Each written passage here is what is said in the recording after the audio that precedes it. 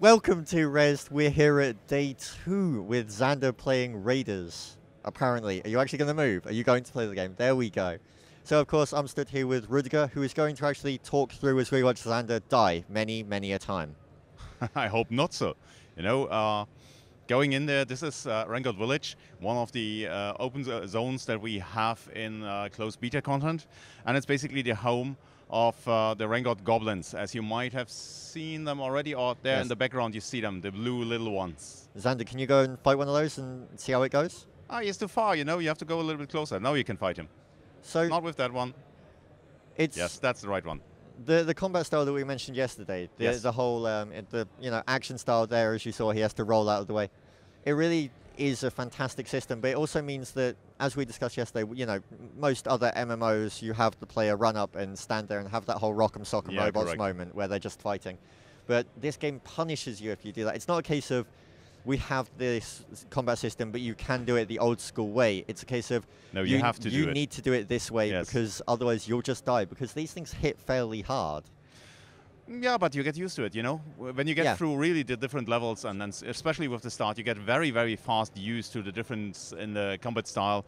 And actually, I must say, I really like it. It's a fresh approach, and it's much more fun to get in there and do it all yourself. It's very hands-on in regards to the player that's actually playing it. If they're going through, even if it's an old area and you're, you know, just going through and grinding, you've got some leeway in that because you're going to be higher level. You're going to take less damage. You've got more health and all that. But if you're actually playing through a new area and you're at the right level for it, you can't do two things at once. It's not a case of like with other MMOs, you can actually, you know, you could put on a movie and sit and watch it while you're playing the game, but you need to be paying attention to this. That's the point, yeah. You have to be getting involved in the game. Which is good, because that's how a game should be. I agree with you. It's fantastic to actually see that you've taken the whole concept of, we don't want people to actually play the game, we want people to play the game. Yes, that's the point, you know? Sitting there and then letting your bot do everything for yourself, I think it's boring, you know? Yeah, then the next day you come back, the bot has killed overnight 100 mobs, and you're saying, yeah, I killed 100 mobs. No, you don't. It was your bot, not you. Here in RaiderZ, you have to do it yourself. And if you kill 100 mobs, then you can be proud of you. But it also gives the extra satisfaction. I mean, as we discussed with the crafting system yesterday, the fact that, you know, when you kill something big, or if you need wood, you go kill a tree, you get specific items that are required. So you have to go kill the right things for the right kind of material you're after. That's right, yes. You need that. But at the same time, it also gives that wonderful, once you've created the finalized product, it feels a lot better. There's that sense of accomplishment because you had to put in the time and effort rather than just, you know, sitting there mining the same node for 300 hours. Yeah, that's right. You know, especially if you fight on the big monsters, the first time you see them, you say, wow, really cool. And then you try to fight them, and then you get this sense of, oh, I can beat him, I can beat him. Then maybe you die. You come back, you try it again, you die again. You come back, and then suddenly you actually are able to defeat him, and you have this feeling of satisfaction, and you're so proud. You say, oh yeah, I beat him on my own. Yeah. Now, with the big ones, then in a team, it's also very much fun to go there. But you also aren't neglecting the people that do want to just jump in and play for a little while, or do want to play that more relaxed style. You've got, you know, as we saw Xander run past a few minutes ago, there are crafting, what looks like crafting nodes out and about in the world for certain things. So it is a case of you can do things if you do want to, like, if you want to kind of be focused on something else at the same time, you can, or if you just want to jump in and have a bit more relaxed, because fighting, you know, big monster after big monster, it can get tiring after a while because it does require so much focus. So it's nice to have something to wind down as well. No, actually, you know, that's what most of the quests are for. You know, of course, we have the big monster quests in there, but on the other side, you also have a lot of quests like, for example, explore this area, or go in and collect this stuff, or even we have a quest in there that is, you have to pick some flowers and bring them to the flower girl. Really? Yes, we have that in there. That's quite a jump from go and slay something like Ziggy that we saw yesterday to then go and be, you know, go and pick flowers. Yeah, no, and then some of the other ones are also like you have to bring a letter from one NPC to the other NPC, or you have to find a certain book with poetry or something like that. So it's not all about fighting, it's not all about killing, but also getting into the world, into the spirit of the world, getting more background knowledge of it. Which is really great, because something that keeps players playing a game isn't just the combat. Yes, that helps, but it's making sure that they actually feel involved and part of the world that they're playing within. I agree with that. Yes, it is. It's very, very much enticing for the players to go in there and see how the world evolves. You know, one of the perks of this game is basically that in some way or the other, most of the quests ties into the background story a bit.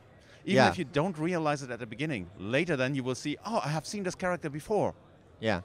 And it's also nice to actually have a world where the story is given to you as you progress through it, rather than one of those kind of games where you end up with a 30-minute cutscene at the beginning of the game and that's all there is. Yeah, no, you don't have that here. Of course, we have our cutscenes as well. Oh, yes. But they're spread up all over the world and all over the storyline. And, you know, storyline is going way beyond the content we already have. Now, way beyond the closed beta content, beyond the open beta content, there is stuff coming that you don't dare to dream of when you start with the game. Yeah. So we're seeing Xander run up a path somewhere. Yes. Is there a boss around here that he's going to be able to show actually, off? he's on the right track to it. He has just to cross this little village here, go up the mountain a bit, and then he will enter an area where you will see a very nice boss. I really like him. He's beautifully designed, and he has some very special moves, but we will see. I'm not telling about it yet. So I have to ask, out of all the bosses that you've done so far, or all the big guys that you've done so far, the one that you are personally the most happy with or proud of, is that going to be Ziggy, or have you got a little piece in your heart for one of the other ones? Actually, yes, I have. You know, it is basically Iluga, the giant frog, because that was the first big monster I ran into, and I was standing around there, I was fighting him, and then suddenly he was gone. I didn't realize that he was jumping high into the sky, and then looking up at the moment when he was crushing down on me. That was just one of these moments. I guess it's true about the whole, you always remember your first. Yes, so somehow. But I must actually say I like this one here too. You will see him, he's very, very close. If he goes up there, then he goes to the sanctum, and then you will see him. He is just fun. He is really fun. There are a few tricks that you can use on him, and we fought him a couple of times with teams. It's really fun. He's beautiful. Oh, actually, someone is fighting him, so go in and help him. So how many zones or areas are there currently planned in the game, or any of that? Do you have any of that information? Yes, at the moment, actually, there are 6 zones available. Of course, there are some in there that have instances, other don't. Yes. Like, for example, Ingot Freeport has no instance, but Terrace Plains, for example, has, and other ones as well. 5 more are coming with open beta content. Yeah. And many more are planned for the future. Okay. So look, we saw the map a few minutes ago when he opened it up to look where he was going. The zones seem like they've had a lot of time and care put into them. They really do seem to not only be just designed to streamline players through them, but they're also there for players to explore and take a look around and just see the sights. Yeah. You know, that's the point. You know, we are giving them a map, we are giving them a rough layout of the land, but it's basically like you would have if you go to another country. You see the stuff on the map, but you actually don't know what it looks like in reality. You have to go there and explore for yourself. Which is always wonderful, because there are gamers who just like that aspect of exploring and everything else. Are there any hidden bosses around yet, or do you... Yeah, there are. There are? There are. There are some bosses that will only show up at certain times or certain weather conditions. No, and weather conditions? Weather conditions, yeah. That's fantastic. Yeah, it's fun, no? And other ones, of course, like here, the Goblin Golem, he is basically always here. He is not showing up now because one of the other guys from... there he is. I didn't loot the corpse, so as long as the corpse is not looted, it stays longer to give the player a chance to actually come there and loot it. Because it would be rather a pain if, you killed it and then it respawned before you could actually get your thing. Something like that, yeah. As you see here, you see, this is basically a combination. You have the Goblin Golem down there, and on top is the Goblin Rider.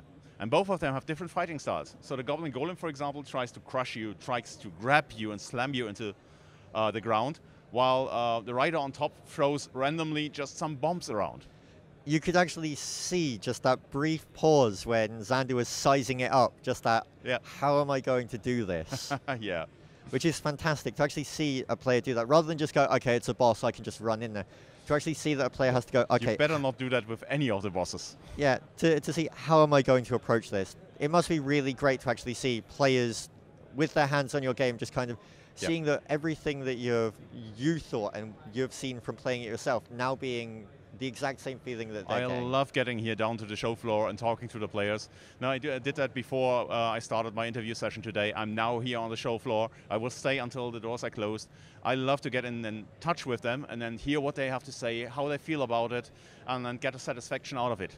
I have to ask, when you're watching them fight one of the bosses like the Golem or the Stone Guy in the starting area or the Frog, yeah, is it enjoyable to see them fail and see that, you know, your side is winning, or do you kind of get behind the players and do you like seeing them hit the ground, or do you like a bit of both? Or I actually like a bit of both. You know, of course, I was a long time also the player in the game, so I had to test it out, I had to try it, I have to see what it is, because I like, as a producer, to know my game very, very intimately. Now, but on the other side, of course, I know also the design process behind all the monsters, how they evolved and something like that, so my heart is also with the monsters. It must be hard.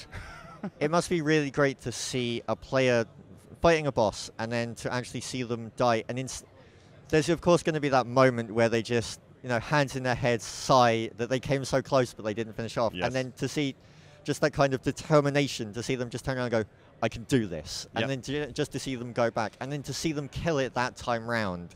That must be a wonderful feeling. Actually, I had this experience this morning. You know, directly behind you was a young player sitting and he was fighting the stone golem. Yeah. And then he got very, very close. He was really good at evading and then blocking and getting him down to something like 10%, and then he died.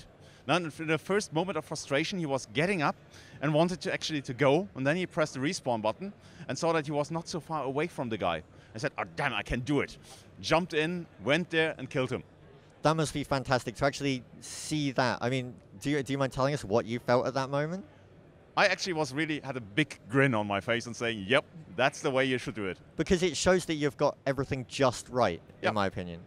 That's the point. You know, I was really standing there and saying, yeah, that's the way we should do it. They should have the feeling, okay, it's hard to get there, but it's worth it and you can do it.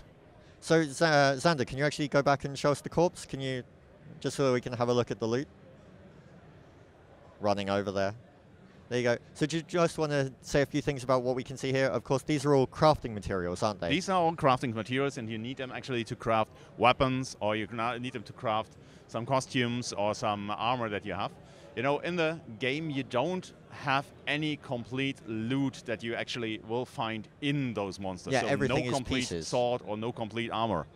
Now, you get all the stuff, you go to your weaponsmith, and he will build it for you.